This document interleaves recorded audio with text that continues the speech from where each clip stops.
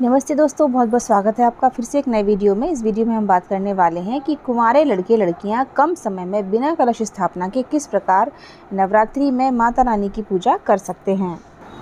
तो दोस्तों, जिनके घर में विधि विधान से पूजन होता आ रहा है कई वर्षों से, कलश स्थापना के साथ साथ ज्वारे बोने की प्रथा भी चलती आ रही है, उनकी बात अलग है। लेकिन जिनके घर में ऐसा नहीं किया जाता है, या जो लोग घर से बाहर रहते हैं, बच्चे कहीं पढ़ने गए हुए हैं, कहीं जॉब के लिए गए हुए हैं, और वहाँ पर वो माता रानी की पूजा करना चाहते हैं, दुर्गा सप्तशती का पाठ करना चाहते हैं, तो वो जैसा उनकी सुविधा हो उस हिसाब से बहुत आसान तरीके से माता रानी की पूजा कर सकते हैं। आपको कुछ नहीं करना है दोस्तों, आपको लगाना है एक पटिया। सबसे पहले आप पूर्व दिशा की तरफ मुंह करके बैठ सकें। जो भी रूम है आपका या जो भी घर है वहाँ पर आपको अच्छे से शुद्ध कर लेना है, और चौक बनाना है, आटे से अष्टदल कमल बनाना है आपको। उसके ऊपर रखना है पाटा, पाटे के ऊपर बिछाना है लाल कपड़ा। उसके ऊपर माता जी की फ़ोटो, माता जी की मूर्ति, या जो भी आपके पास, जिस रूप में भी आपके पास माता जी हों, उन्हें चावल का आसन देकर विराजमान कर दीजिए।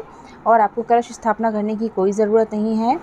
माता जी की स्थापना करने के बाद आपको उनके सामने रखना है थोड़े से चावल। उसके ऊपर आपको घी का दीपक तैयार करके आपको रख लेना है। तो बस घी का दीपक तैयार करने के बाद आपको वहाँ पर रख लेना है एक जल का लोटा, और क्योंकि जो कोई भी पूजा है बिना जल के हम नहीं कर सकते हैं, तो घी का दीपक आपको प्रज्वलित कर लेना है माता जी के सामने।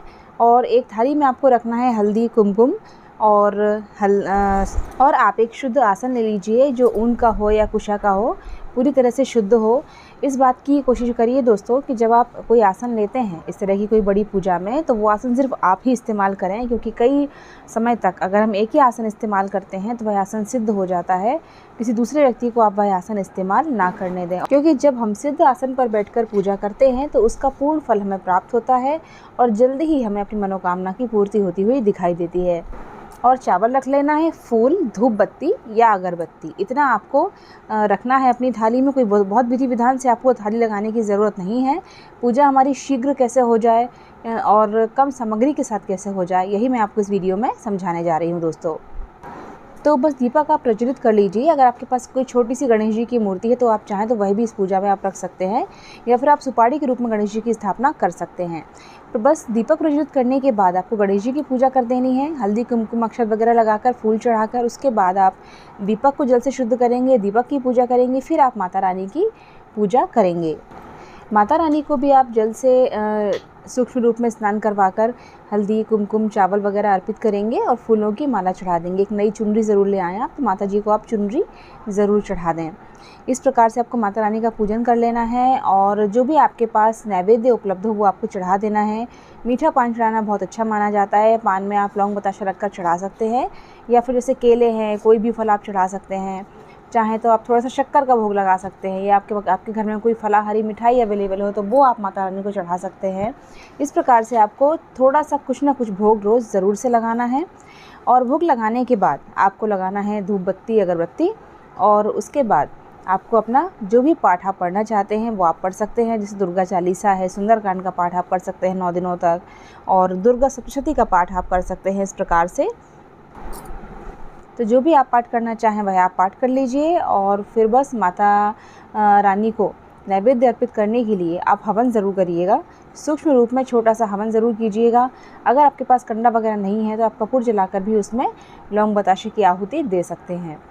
और बस उसके बाद आपको माता रानी की आरती करना है। इस प्रकार से बहुत सरल विधि से आपकी पूजा हो जाएगी। आपको पूजा की ढेरों तैयारी करने की कोई ज़रूरत नहीं है। बहुत समय आपका नहीं लगेगा, बहुत एनर्जी नहीं लगेगी, और बहुत खर्चा भी आपका नहीं लगेगा। ये पूजा इसलिए है क्योंकि आप जो भी नवरात्रि में पाठ करना चाहते हैं माता रानी के समक्ष, इस प्रकार से सूक्ष्म रूप में पूजा करके आप वह पाठ कर सकते हैं। तो उम्मीद करती हूँ आपको समझ में आ गया होगा कि आपको ज़्यादा तामझाम नहीं करना है। अगर आप छोटी पूजा करना चाहते हैं, माता जी की स्थापना करके उनके सामने घी का दीपक प्रज्वलित करके उनको हल्दी, कुमकुम वगैरह समर्पित कीजिए, फूल चढ़ाइए, जो भी आपके पास भोग अवेलेबल हो भोग लगाइए, अपना पाठ कीजिए और हवन कीजिए और आरती कीजिए। इस प्रकार से आपको रोज़ पूजन करना है। और जब नवमी के दिन आखिरी दिन होता है, जब उस दिन आप, और नवमी के दिन आपको खीर का भोग ज़रूर लगाना है। माता रानी को आप खीर का भोग ज़रूर लगाना अगर आप दुर्गा सप्तशती का पाठ कर रहे हैं। तो ये चाहे खीर आप साबूदाने की बना लें, चाहे चावल की बना लें। वैसे फलाहारी होता है, नवरात्रि का जो व्रत है बहुत लोग फलाहारी करते हैं, तो आप साबूदाने की खीर बना सकते हैं। तो खीर बनाकर माता रानी को भोग लगाइए 9वें दिन और हवन कीजिए। हवन की 108 आहुतियाँ दे सकते हैं या 21 आहुतियाँ दे सकते हैं। थोड़ा सा बड़े रूप में हवन कर लीजिएगा। 8 दिन आप सूक्ष्म रूप में हवन कर सकते हैं, लेकिन नवरात्रि के 9वें दिन आपको अच्छे से हवन करना है। और बस इस प्रकार से आपको पूजन करना है। जैसे हम 8 दिन पूजन करते हैं वैसे ही 9वें, और बस जैसे हम 8 दिन पूजन करते हैं वैसे ही हमको 9वें दिन भी पूजन करना है। इस प्रकार से नवरात्रि की सरल पूजा आप कर सकते हैं।